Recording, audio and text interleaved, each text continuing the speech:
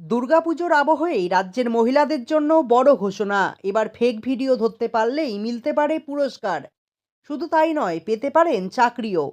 Police লাইনের পুজো উদ্বোধনে গিয়ে মুখ্যমন্ত্রী মমতা বন্দ্যোপাধ্যায় নিজেই এই কথাটি ঘোষণা করেছেন, সবকিছু সবার দ্বারা হয় না, এই কাজটা মেয়েরাই পারবে, বলেছেন স্বয়ং মুখ্যমন্ত্রী মমতা বন্দ্যোপাধ্যায়।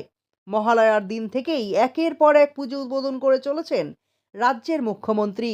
এদিন পুলিশ লাইনের পুজো উদ্বোধনে গিয়ে সাইবার ক্রাইম ফেক ভিডিও নিয়ে ক্ষোভ উগরে দেন মুখ্যমন্ত্রী। বলেন, এখনকার দিনে এআই বেরিয়েছে, আমার ছবি দেখবেন, আমার শরীর দেখবেন, আমার বক্তৃতা শুনবেন, কিন্তু ওটা আমি নই, ফেক, এটাই এআই।